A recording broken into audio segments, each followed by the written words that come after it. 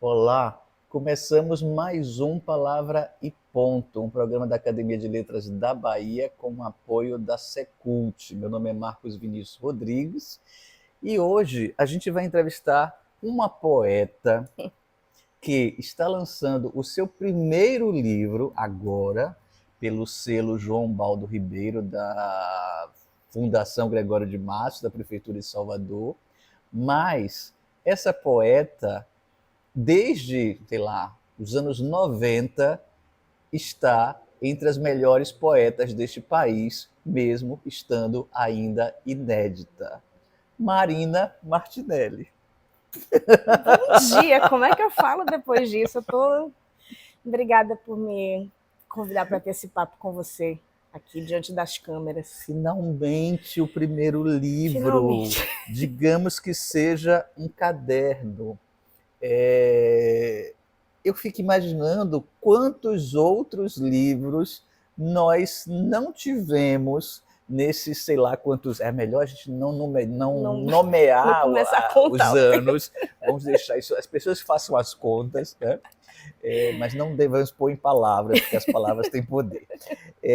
Eu fico imaginando quantos livros, porque eu lembro de você escrevendo, e ali no que você escrevia já havia livros, Então, eu não agradeço, é? muito obrigada. Eu acho que eu sou um pouco lenta nos meus processos, assim, eu demoro um pouco, né? Meu Odum é Ogum na cabeça e Oxalá no pé, então eu demoro de executar as coisas mas tem também aquela sensação de será que está bom o suficiente para vir à luz, né? Eu confesso que eu tenho muito disso, mesmo tendo incentivo de pessoas que não são só queridas, mas que são referência para mim, né? Ídolos meus como você mesmo. Não, mas pessoas Tá. assim que porque você existem tipos de amigos que te apoiam e tem gente que te dá mesmo feedback crítico, né? Fala de verdade o que é que está faltando ali, etc. E você é uma dessas pessoas, então quando você gosta de alguma coisa, eu fico muito tocada, assim. Alguma coisa minha, eu fico muito tocada, porque sei que a amizade não ofusca o olhar de todo. Eu lembro, a gente se conheceu em letras, né? Foi Talvez durante as oficinas, as disciplinas de criação literária de Antônia Herrera, né? isso. Eu não sei, eu não lembro de você fora da oficina. Claro, nos corredores sim, mas em outras disciplinas não. Não lembro. É capaz de termos estado juntos em outras disciplinas, mas eu não lembro. Eu lembro da gente nas disciplinas de criação literária, né? Acho que foi isso mesmo, acho que a gente se cruzou só nas oficinas, é porque foi intenso, né? Uhum. Como eu até mencionei lá no lançamento, a gente acabou forçando Herrera a abrir várias disciplinas de criação literária, porque éramos ávidos, né? Era uma patota ótima, inclusive, alguns dos quais seguiram carreira na escrita e na literatura, Lívia né? Natália, né? Também Exatamente. demorou para lançar e tal, né? Pois é. E aí eu lembro da gente fazendo poemas e você cortando os poemas, né? A gente brincava que o seu trabalho de escrever era cortar, cortar, cortar. Pois é. Eu É acho um que pouco isso. continua, Continua. né? Eu acho que continua, né? Dá para perceber um estilo, claro, né? Tem algo que se manteve, né? Tem uma constância do seu modo de olhar a poesia e de olhar o mundo, né? Já era mais desde aquela época, eu acho que era, né? Eu acho que sim, eu acho que você tem razão. Eu penso muito espacialmente também no que eu escrevo, né? Eu penso muito na distribuição da página, nos espaços em branco, como isso compõe as coisas. E mesmo agora, já vendo o livro materializado, eu levo a mão à cabeça e falo, aqui valia um corte mais, aqui, essa aqui sobrou um pouco, não precisava ter ido tanto. Eu gosto, sobretudo nos meus poemas, assim, de fazer isso, porque eu estava assistindo recentemente um pequeno depoimento de de Gabriel Garcia Marques, falando sobre a transposição das obras para vídeo, por exemplo. Que ele achava que algo se perde quando... Foi de Gabriel Garcia Marques? Não lembro. Algum escritor maravilhoso que eu amo, minha memória é péssima, já vou avisando aqui. Que algo se perde quando você traduz para outra linguagem artística, especialmente audiovisual. O que está escrito, que você tira das mãos do leitor ou da leitora a capacidade de popular com as suas próprias fantasias os espaços vazios ou insinuados do que a literatura oferece. E eu tenho isso também, morro de ciúme dos livros que eu gosto. Então, a maioria dos livros que eu gosto, eu não quero ver a versão em filme. Porque eu não quero perder, eu fico apegada à imagem que eu criei na minha cabeça, sugerida pelos autores, né? E você tem isso aqui. Eu anotei, eu marquei alguns poemas e alguns eu pensei, esse dá para ser lido. Porque tem poemas aqui que não podem ser não podem ser ouvidos apenas, né? Você precisa ler no papel, você precisa ver o poema. E alguns, um ou outro aqui, eu acho, não, esse pode ser ouvido, então dá para ser lido porque pode ser ouvido, né? Tem isso, né? A organização espacial faz parte do sentido, né? Sim. Também. E a poesia dentro da palavra, queria falar disso. Hoje em dia, e não hoje em dia, e já há muito tempo, né? As pessoas fazem aquele corte na palavra, tipo, pegar o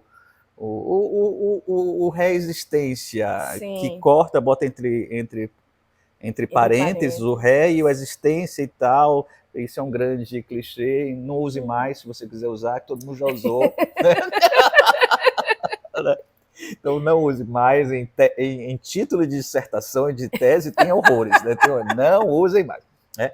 E aí tem isso, eventualmente até tem no seu, sim, mas eu percebi uma outra forma de brincar e de fazer a poesia dentro da palavra, que é a aglutinação, juntar duas palavras. E o tempo todo eu me lembrava de outras palavras do que Caetano, ótimo. Parafins, gatinhos, alfaluz, sexoela, guerra, paz. Maravilhoso. Né?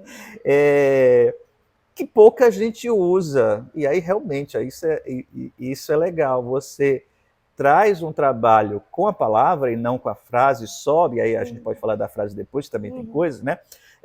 Faz um trabalho com a palavra de um modo diferente do que as pessoas fazem, porque as pessoas partem a palavra, né? Os poetas hoje em dia os poetas e os críticos, né? Partem as palavras para fazer novos significados. E você pega duas palavras e aglutina e faz outro.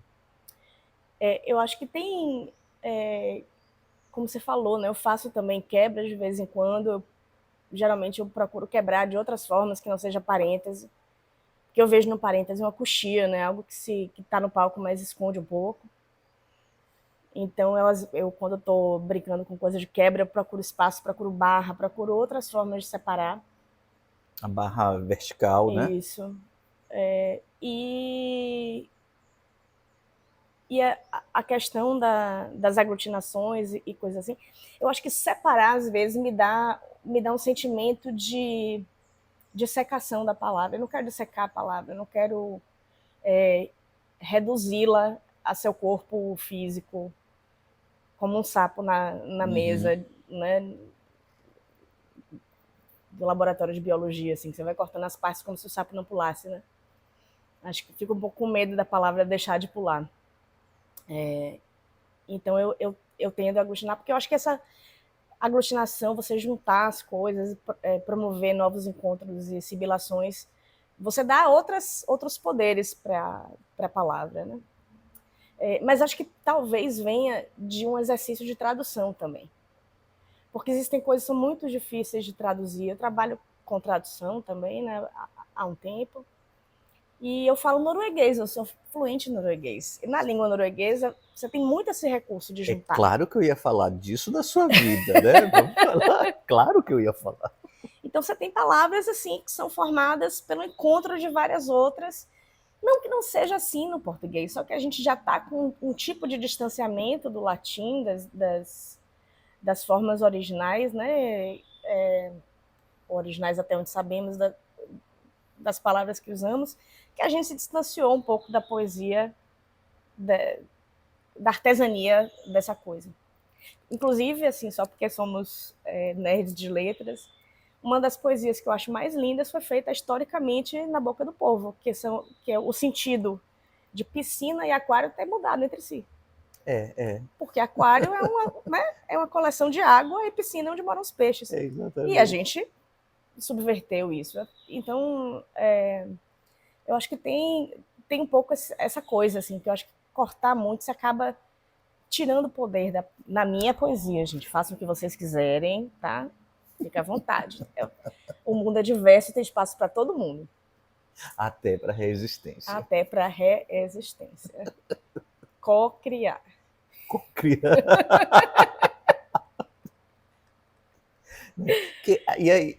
O problema da palavra é que quando ela é muito usada, ela gasta. Não é nada, não é uma crítica à palavra em si, mas é o uso excessivo que gasta.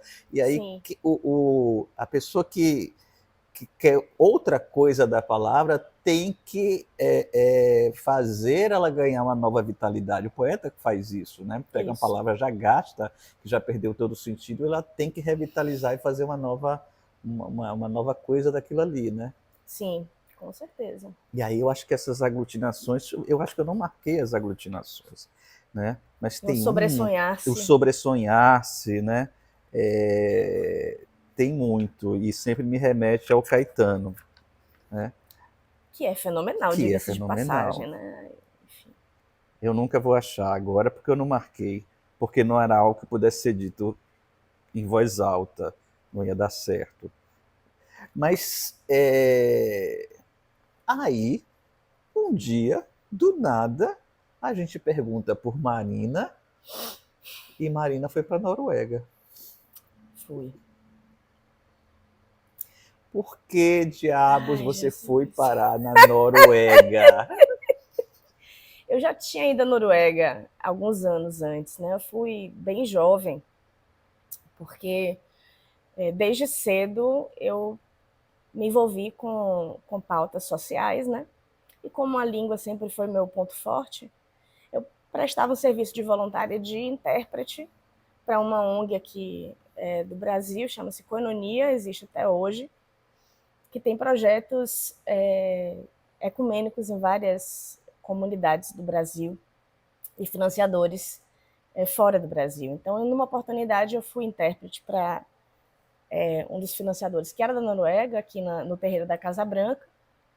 Eu tinha 15 anos, sempre fui muito exibida, assim, muito, muito extrovertida. E aí, logo depois, eles iam ter uma campanha por lá de arrecadação entre jovens estudantes para projetos que iam financiar projetos no terceiro mundo, né? Que era a denominação que se usava na época. Inclusive os projetos de koinonia. E aí me convidaram para ir, já que eu já falava inglês, do ponto de vista de produção, era uma economia interessante para eles,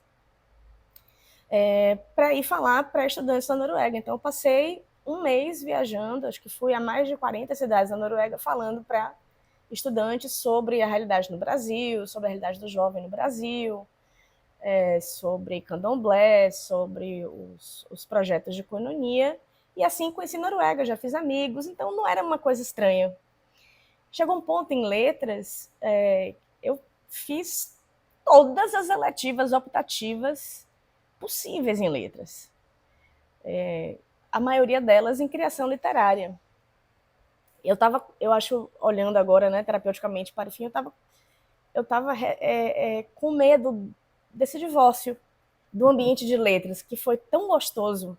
Se eu fosse rica, eu faria letras, eu ia ficar fazendo Enem, ia ficar fazendo letras o tempo todo, porque foi muito gostoso estar ali. Eu digo isso, se eu ganhasse na Mega Sena, eu apagaria meu currículo lá, ia fazer letras de novo na graduação. De novo, eu ia ficar fazendo letras para sempre, assim, foi muito gostoso o encontro com algumas pessoas, algumas ideias, com Kafka, né, que as pessoas conhecem como João Vanderlei de Moraes Filho, que as coisas que a gente aprontava, as ideias que a gente tinha, não só ele, né, tantas outras pessoas ali também, Paula Alice, Guacira Cavalcante, que não estavam necessariamente dentro da nossa turminha da criação literária diretamente, mas que também atuam nessas áreas hoje em dia. E aí, acho que faltava uma matéria para me formar, e uma colega que estava trabalhando, estagiando na Pró-Reitoria de Extensão, passou por mim nos corredores e falou assim: a gente acabou de firmar um acordo de intercâmbio com a Noruega. Aí, meu querido, a pisciana falou: pronto, esse é o jeito que eu vou ter de não terminar letras, né? Tipo, de ficar nessa relação. Essa análise que eu faço hoje, né? Mas falei, vou para a Noruega, também tava... Enfim, algumas coisas aconteceram na vida, sempre tive uma relação muito boa com meus pais, então sair de casa, não tinha motivo para sair de casa, mas queria sair de casa, sempre tive um ímpeto de independência, assim, então achei que ia ser uma situação boa. Sair de casa sem briga, sem tensão, sem nada, me experimentar enquanto adulta no mundo, né? E assim foi, eu fui para fazer um intercâmbio, e no final desse período de intercâmbio, conheci um rapaz porque me apaixonei, e aí fiquei 11 anos na Noruega. Voltei, terminei letras a contragosto, porque seria sensato ter um diploma, né? E senão ia ser jubilada em algum momento. E voltei para a Noruega, fiquei 11 anos, trabalhei todos esses empregos que imigrantes trabalham, né? Não consegui nenhum tipo de inserção cultural, ou inserção no campo da cultura lá, né? Não consegui trabalhar com cultura, mas tive uma vida paralela, alternativa, feliz nesses anos também. Não foi uma perda de tempo, não. Você morou lá onde? Em Oslo. Em Oslo. Morei em 11 anos, então você tem coisas disfarçadas no poema, fazendo Sim, referência... tem coisa aqui que eu fiquei imaginando que podia ser lá, né? Isso. Você sabe que quando eu era adolescente, eu participava de um clube de correspondência lá nos anos 80, por cartas. Sim. E eu tinha, em inglês, né? E tinha uma amiga da Noruega, em Trondheim. Então, a gente ficou muito tempo se correspondendo, né? Que legal. Outro dia que eu falo já há alguns anos, eu encontrei no Facebook uma senhora morando na Dinamarca, né? Que delícia. Porque somos senhores, né? Eu sou muito mais velho que Marina, apesar de termos feito letras na mesma época. Não, de muito mais velho não, mas isso aí é por conta dele. E aí você volta e vai trabalhar com cultura, né? Eu vi você no teatro. Isso. Eu sempre tive uma ligação com o teatro. Na verdade, eu começo a fazer teatro quando eu tenho 11 anos, 12 anos. Eu tinha muita energia, meus pais me colocavam para fazer atividade extra. O que aparecesse, eu ia fazer, né? Para não ficar fazendo bagunça dentro de casa. E aí comecei a fazer teatro com a Elisa Mendes aos 11 anos, num curso livre que tinha na UFBA. E eu achei maravilhoso, eu me apaixonei, até hoje sou muito apaixonada pelas artes da cena em geral, né? Então atuei um tempo como atriz, amadora e apaixonada. E essa experiência do teatro, eu diria que também influenciou muito a forma que eu escrevo. Porque eu penso mesmo em termos de palco. O trabalho do teatro, assim como da literatura, consiste em fazer escolhas de exibir ou ocultar e entender as potências da disposição das coisas e como você pensa no clima, na atmosfera, para você apresentar a forma da forma que você acha que ela será recebida, né? Esse controle ninguém tem. E pode ser que seja um desastre quando você abre as cortinas. E pode ser que não. Pode ser que as pessoas riam onde não era para rir, ou chorem onde não era para chorar. Isso também faz parte do jogo. Eu acho, inclusive, que devia ser obrigatório todo mundo fazer teatro, porque também é um exercício de empatia, literalmente se colocar no lugar do outro, né? Tentar entender sentimentalmente pelo que é que a outra pessoa passa. E aí voltei em 2014 para o Brasil e fui trabalhar com artes da cena, né? Com teatro, mas nos bastidores. E fiquei produtora cultural até 2 anos atrás, 3 anos atrás, quando decidi. Mas eu lhe vi no peitar. palco, não vi? Mas quando foi que eu lhe vi? Eu não vi, lhe vi no palco no Vila Velha. Pois, foi minha última atuação. No Vila Velha. Foi. Era um espetáculo que eu não sei o que era, que tinha também aquela atriz, alguma coisa Leão. Não sei quem é, esqueci o nome. Kátia, Leão, maravilhoso. né? Isso. Isso. Tenho isso registrado. Foi Neide Moura, tipo, pessoas maravilhosas em cena comigo. Viviane Laerte, Antrifo Sanches no palco.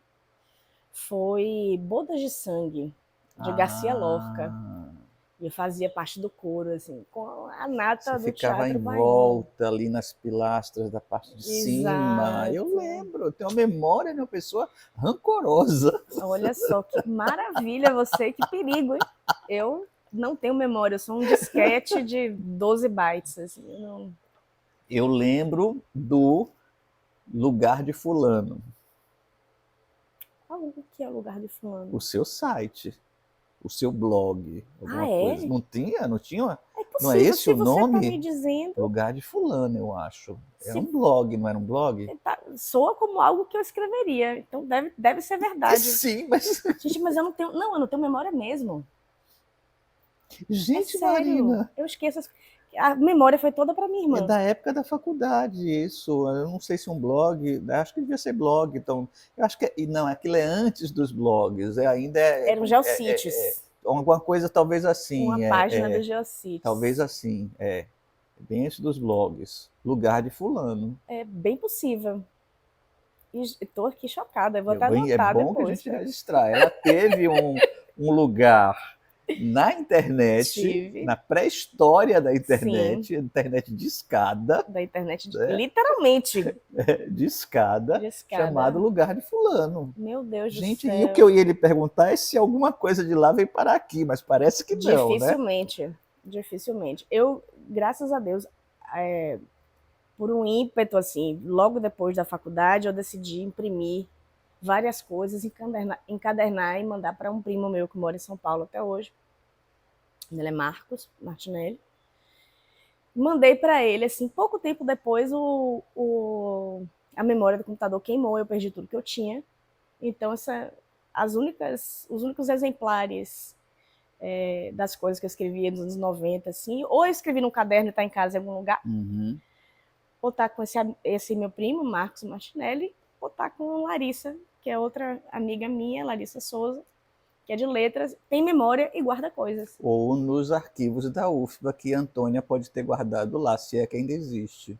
Vou ter que investigar com ela. E tem lá um núcleo de coisa de arquivo lá da Judith Grossman, esqueci o nome agora do núcleo de pesquisa, que pesquisa os arquivos da Judith Grossman e agora do Ildásio também.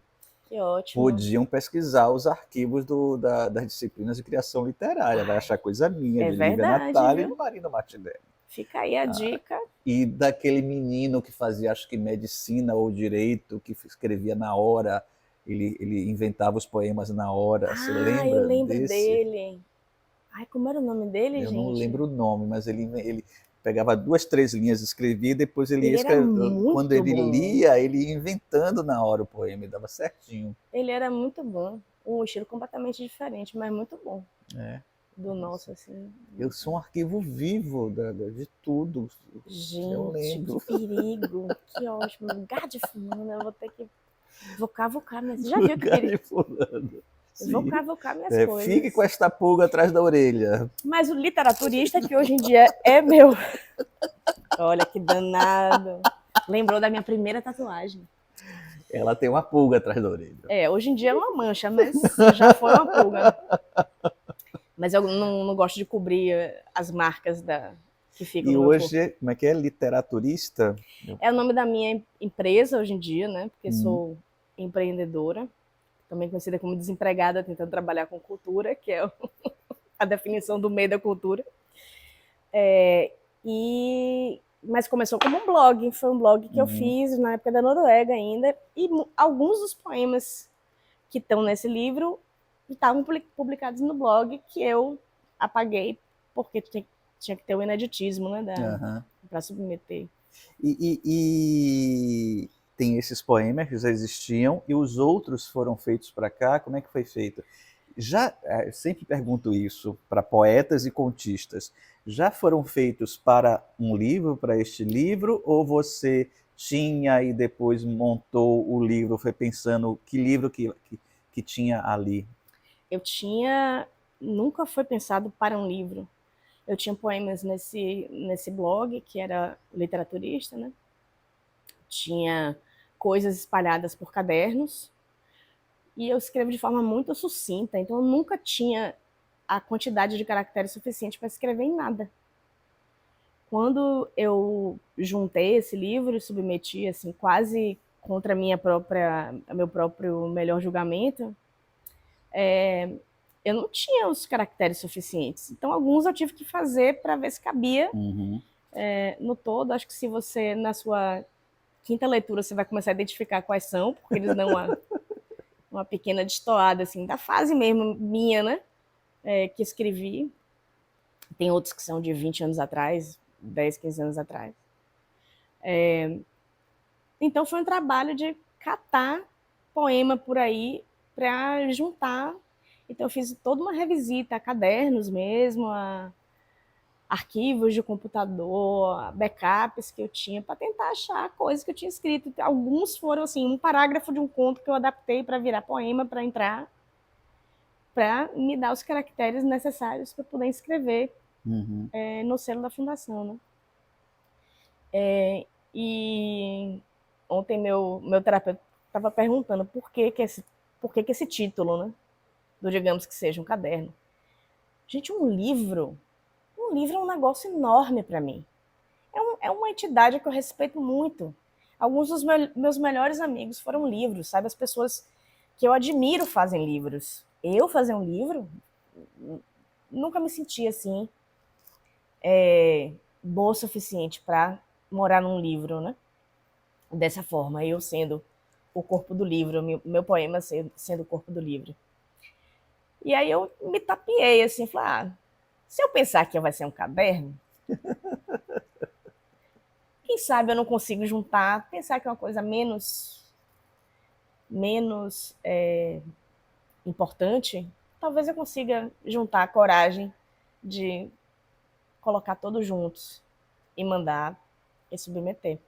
Uhum. E eu mandei assim na certeza de que não ia passar.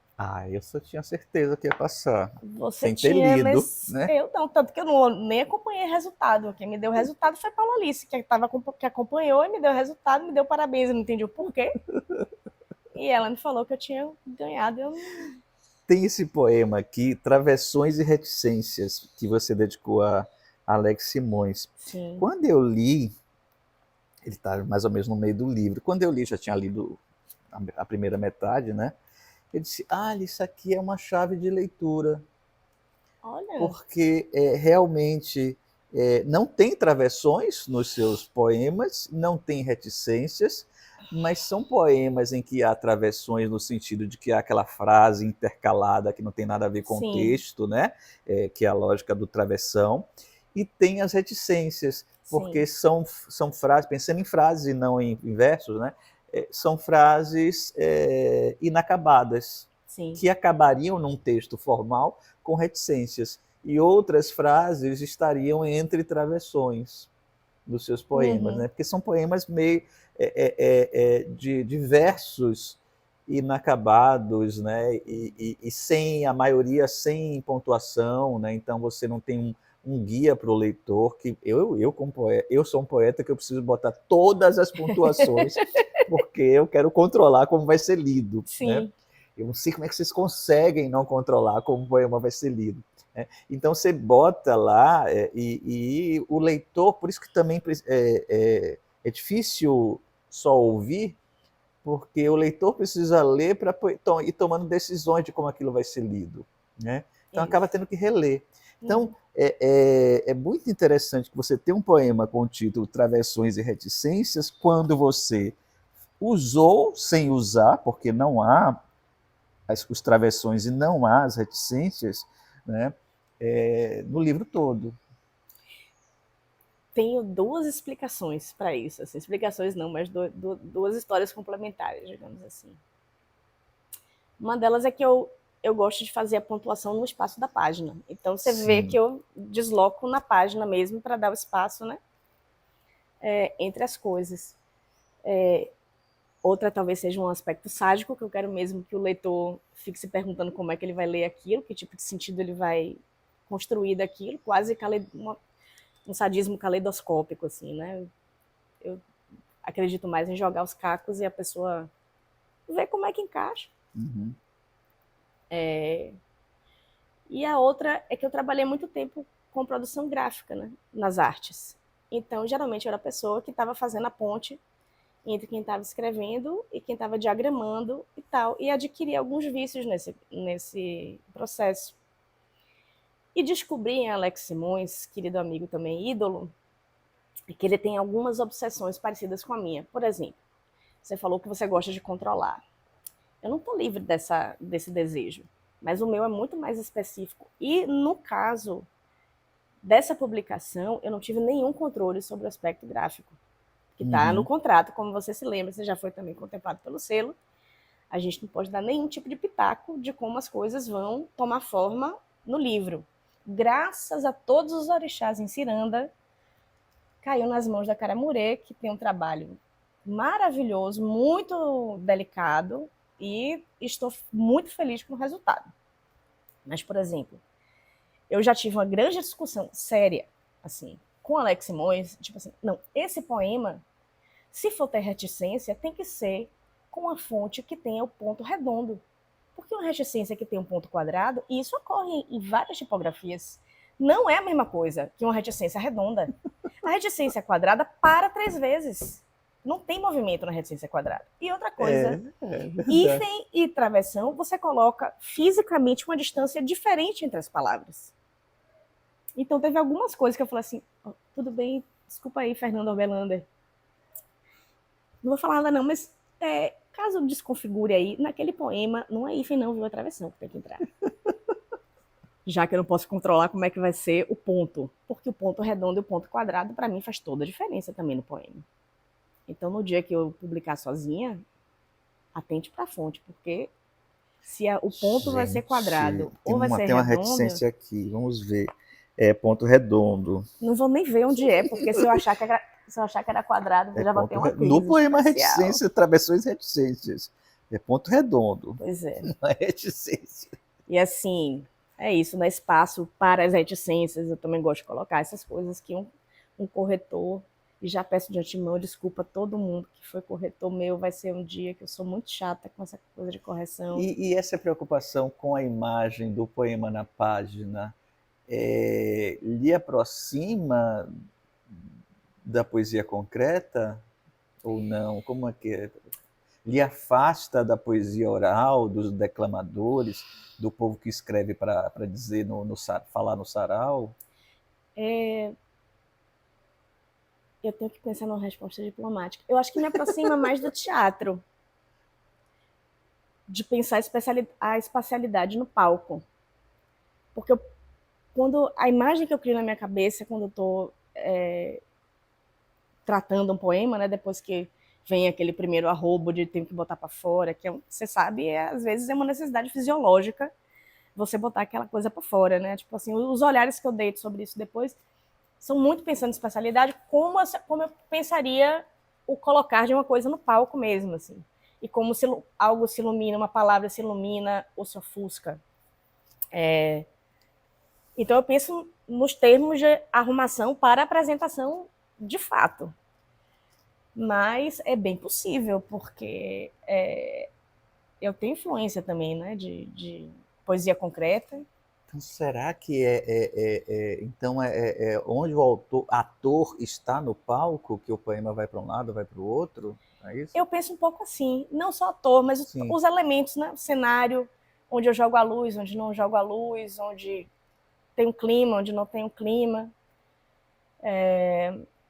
Eu acho que nesse livro talvez tenha um pouco coisas menos óbvias. Eu falo nesse livro porque já tem um outro pronto, né? Esperando alguém querer me publicar. Que eu acho que isso fica mais evidente ainda. Uhum. E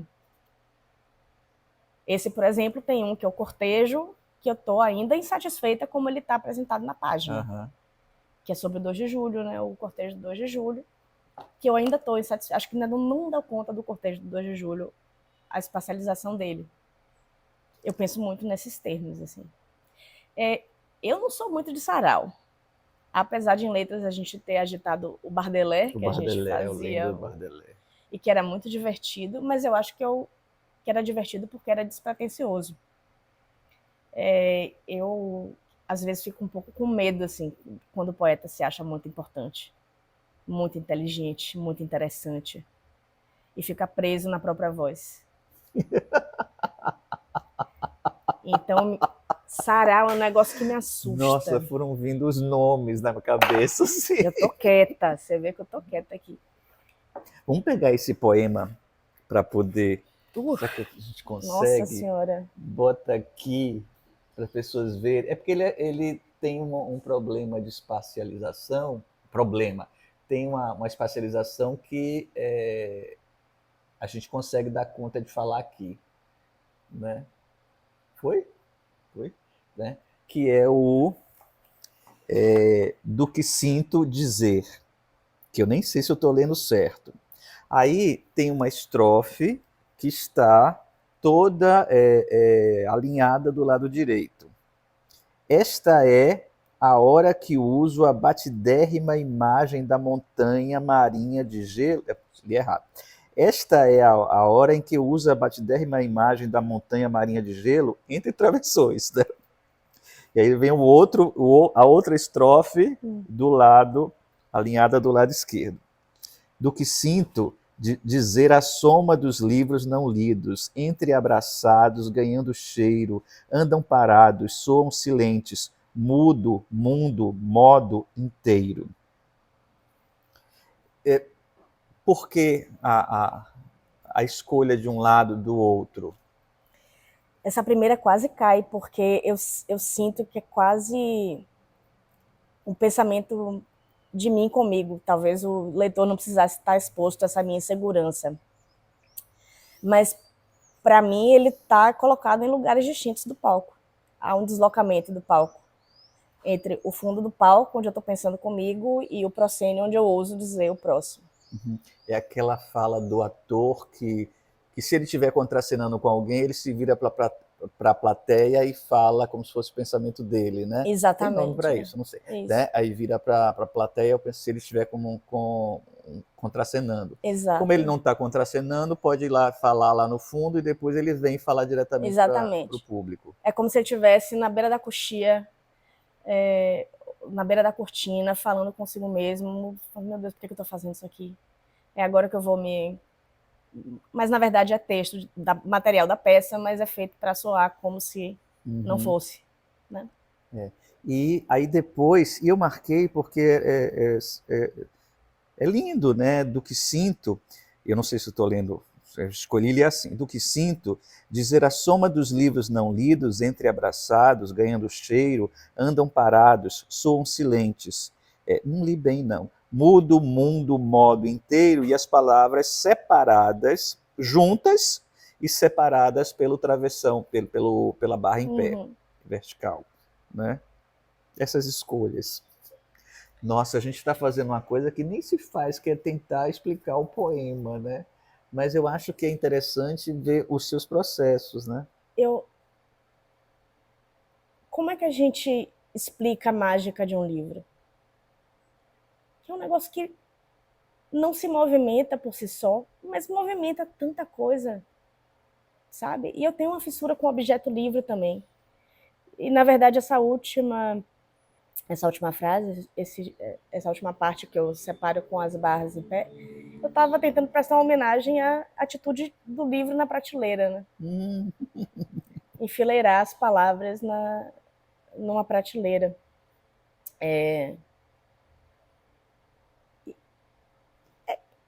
Na verdade, para mim, é um poema de admiração da potência do poema, da literatura em geral. Tem gente que eu encontro, por culpa grandemente de minha memória, mas também talvez do impacto que essas pessoas não tenham em minha vida, eu não me lembro de jeito nenhum da pessoa. E de contrapartida, eu lembro exatamente onde eu estava quando eu li Cortázar pela primeira vez. Sabe? Tipo assim, alguns encontros com com poemas, com boas literaturas, e digo poema de forma ampla. Eu me lembro exatamente a circunstância que eu estava. Eu sou muito apaixonada por isso. De uma beleza, assim, sabe? Que eu fico abestalhada mesmo com a beleza das coisas. A libertação que foi para mim ler Marcelo Martelo Marmelo, de Ruth Rocha, um total anarquismo de palavra. Embrasou a Moradeira do Latildo. Você já leu esse Eu livro? nunca Não. li. É um livro infantil, pretende-se, né, entre aspas, sobre um menino que inventa palavras e isso dificulta a comunicação dele social na vida. E ele decide que ele não vai usar as palavras que todo mundo usa, que ele vai fazer as próprias. Aí um dia pega fogo na casa do cachorro e ele vem para os pais e fala, não lembro a palavra que ele usava para mãe e pai, que também não era mãe e pai, e falava, embrasou a moradeira do Latildo. E eu falei, meu Deus do céu, isso é possível. Tipo assim, a gente pode fazer nossas próprias palavras para dar conta do que a palavra que existe não está dando conta por algum momento, por algum motivo, né? Por alguma questão de posicionamento ou não. Enfim, então eu lembro disso, eu lembro de quando eu li Cortázar, eu lembro do nó da cabeça com Oceanos de Solidão, eu lembro de Carolina Maria de Jesus, aquele impacto ríspido das coisas que ela escreve na vida, enfim. Então, um pouco isso, assim, como é que eu vou publicar um livro, gente? Um livro é um negócio mágico, é um dragão, um livro é um dragão. Um livro bem escrito é uma sereia, é um negócio que você não explica, porque existe ou não existe. Porque ele está numa potência muito além do formato que se pretende para ele. Tem uma potência de mudar as coisas que é fenomenal. E, ao mesmo tempo, pesa 100 gramas. É feito de uma árvore morta, com uma casca de árvore macerada, ou uma tinta de polvo, se for isso. Então, meu Deus do céu, imagina, eu não vou parar de chorar em momento nenhum. E, ao mesmo tempo, é tudo carbono, sabe? Enfim, entro nessas aspirações, assim, entre Carlinhos Brown e Gilberto Gil, de devaneio de autodelícia. E é são isso. pessoas que inventam palavras com muita Maravilhosas, facilidade. maravilhosas, né? Mas fico na delícia do meu próprio delírio, assim, sobre o quanto eu amo essas coisas. Motel Mustang? Meu Deus do céu! Meu Deus do céu, Motel Mustang! Quem não leu, corra e leia. Não, assim, eu sou fã mesmo, de verdade, você sabe disso. E você tem a delicadeza da coreografia das suas palavras sobre o palco da literatura é refinadíssima. É um lindo tango que você faz. Uma milongona que você faz. Eu gosto de tangos. Gosto de boleros. Dá pra ver pelo jeito que você escreve. Dá pra ver a coreografia do que você escreve no palco da página, né? E você é muito interessada pelo fazer da poesia, né? Os primeiros poemas são sobre a escrita, né? São sobre a escrita. Mas não só os primeiros poemas, né? Vai lá e volta e tal, né? E você dividiu em partes o livro, e poderia não ter dividido, sim, porque tem uma unidade. Obrigada. Né? Mas por que você dividiu em partes? Títulos não explicativos, claro, né? Sim. Seus títulos são não explicativos e alguns fazem parte do corpo do poema, não são apenas um nome que você botou no poema. Ele faz parte do poema, sintaticamente continua, né? Sim. Se montar num texto como se fosse um texto em prosa, faria a sintaxe, encaixaria certinho, né? Vem primeiro o título ou você fez o poema e depois, não, esse começo é que vai ser o título? Não tem muita regra, não. Às vezes eu fico guardando um título muito tempo, procurando um poema que mereça, e vice-versa, assim. Eu respeito muito o título. Eu sou fascinada por bons títulos. Sou fã. Quero melhorar cada vez mais nos títulos dos poemas, dos livros e tudo mais. Então, o título nunca é uma coisa aleatória para mim. O próprio, digamos que seja um caderno, né? Veja bem.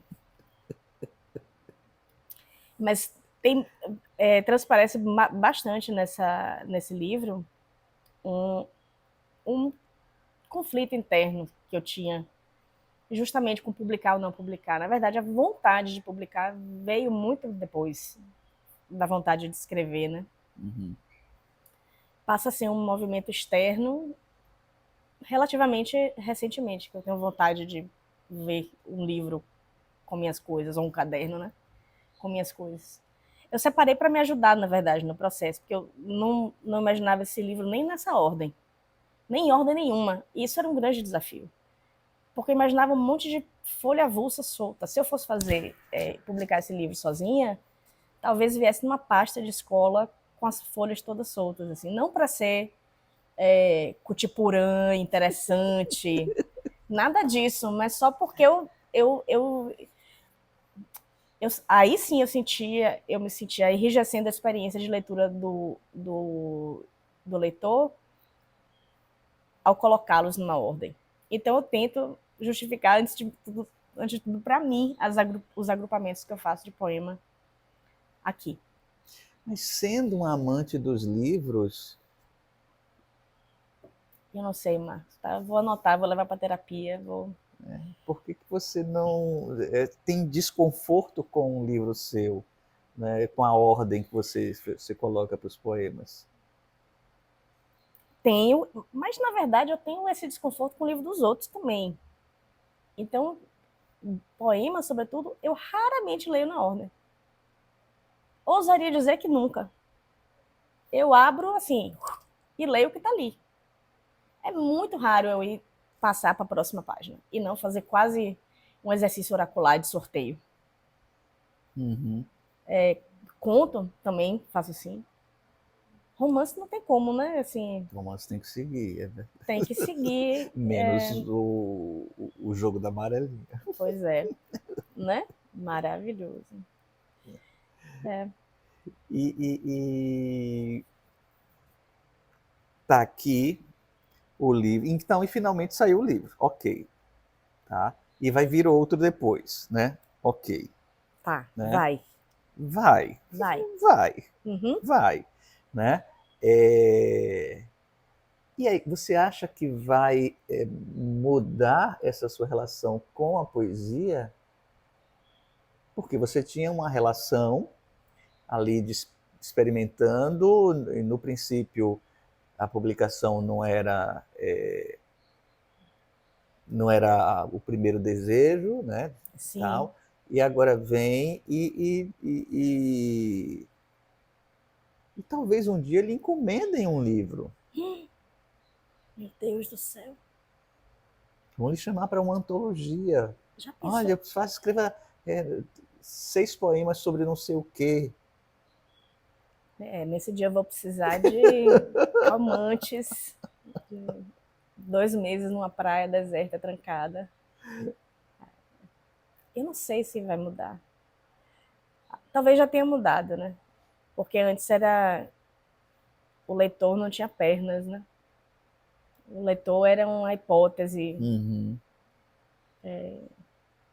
efêmera, assim, solta na coisa. E agora, na sessão de autógrafos, pessoas vindo, pedindo para eu assinar. Meu Deus, você não me conhece, você nem leu, você não sabe se você gostar do livro, você já está querendo minha assinatura. Né? De repente o leitor ganhou perna, ganhou nariz, ganhou olho, e aí agora eu tenho que me preocupar com... E você ganhou interpretações. Por exemplo, eu aqui fiz uma interpretação a partir do título de um poema sobre o seu livro. Sim. Li outro poema do jeito que eu li, né? Que talvez não seja do jeito que você imaginou, e você vai ter que lidar com isso. Vou ter que lidar com isso. Tudo bem, tá tudo bem. Se nada for associado a propaganda nazista, nem nada do tipo, tá tudo certo, estamos co-criando. Não, mas tem isso também, assim, o meu pensamento cênico com o que eu escrevo engloba essa parte, de que a obra se completa no encontro com quem não a fez, né? Assim, diretamente. Não que não haja isso na literatura, mas acho que isso é evidente para nós, nerds de literatura, que estudamos isso, né? Não é nem um conceito novo, é um negócio muito, muito antigo, né? Uhum. A Obra Aberta também com Eco e antes dele, tantos outros. Mas eu estou interessada nesse encontro também agora. Eu estou interessada em saber como é que uma pessoa lê tal coisa. Jamais corrigirei, porque não existe o certo, né? Tem a intenção que vem quando sai de mim e tem a intenção que a pessoa encontra no seu encontro com o livro. E eu quero que ela seja respeitada também, preservada. E eu tenho certeza que vai ter muitas leituras interessantíssimas. Ai, tomara. Tomara. Minha querida, que alegria ter você aqui, viu? Muito Grande obrigado alegria. mesmo. Fico sempre muito tocada pela sua leitura cuidadosa e generosa das minhas coisas. Estava esperando há muito tempo Senti. essa entrevista, porque eu estava esperando o livro para fazer a entrevista. Ah, que lindo. Obrigada, querido. Gente, esse foi o Palavra e Ponto com uma das melhores poetas do Brasil há muitos anos, ainda quando era inédita, Marina Martinelli. Até breve.